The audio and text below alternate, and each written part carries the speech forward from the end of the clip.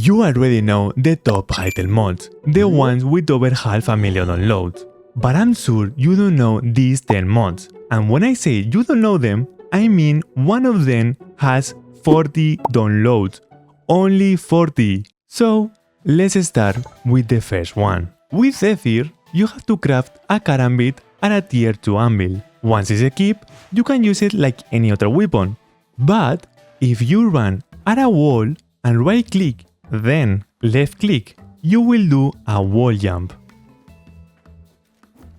Your ultimate, so pressing Q, fires a grapple that has physics.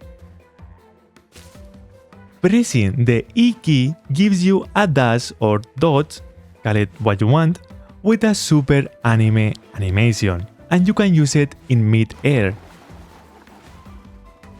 And pressing the R key, you get a double jump. There is more to this mod and more tricks you can do, but I don't want this video to be half an hour long. Something that Hytale still doesn't have is a hardcore mode, but the YOLO mod does that. You probably know how it works. If you die, you can go back to your world. If you try to rejoin, it won't let you. Wait, this was the word that I was using. Okay, to recover the world, you have to delete the banlist file and you can rejoin. Arcane Relay, a magic tech mod. If you are coming from Minecraft, think redstone wireless. It's crazy and sad because it's very well made and it has only 2,000 downloads. Anyway, so with this stuff and a button, you can link pretty much anything. Hook it up to a door, click the button, and besides playing the best sound effect I've ever heard, the door will open or close. You can also connect it to multiple things at once. There is also the arcane puller.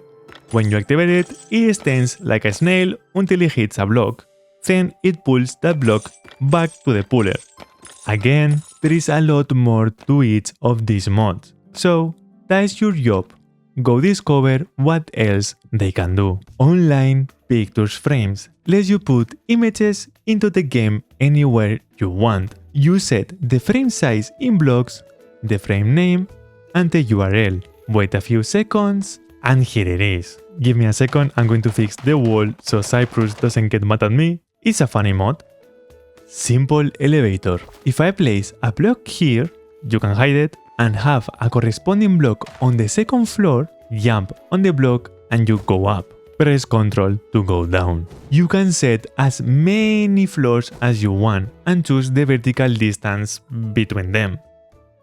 Why would you want a backpack mod if backpacks already exist in the game? Because with this mod, if you place the backpack exactly in the top left corner, it activates and you can put your stuff into it. When you take it off, those items stay inside, and if you hover your mouse over it, you can even read the saved items.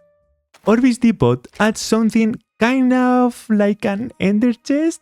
If you open an Orbis Depot and put blocks in, you'll see them being transferred slowly. You can walk away, place another Orbis Depot, and watch the items add up.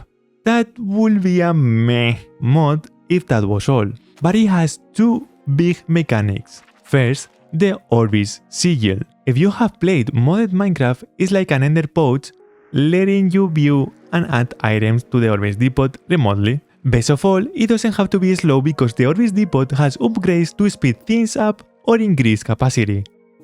Okay, this one's super simple.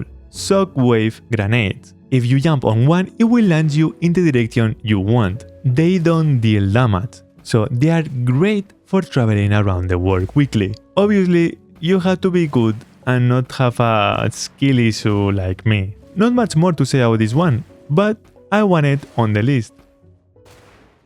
Simple Drawer. Yes, I know, another mod famous in Minecraft.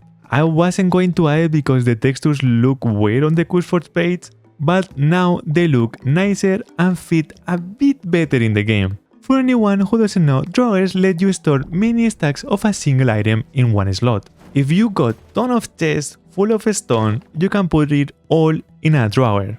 The mod also adds a drawer. I'm saying right, drawer? Drawer. It adds a drawer controller that you can connect to your drawers. When you insert an item while facing the drawer controller, the item will go directly to the drawer that already contains that item. You might notice my hat does some neat things. When I search for something in my hotbar, the hotbar appears, but if I don't use it, it disappears. Or if I have a weapon equipped, you can see the abilities. That's Dynahud. I recommend configuring it to your taste because by default, for example, the stamina and health bars don't show up until they are almost empty. So run /Dynahud and set the threshold to 70, for example. Now when you run or lose health, the bars will appear much earlier. And YouTube told me this video on the screen is something you will be very interested in. So maybe you should watch it and subscribe to the channel if you haven't already. See you in the next video.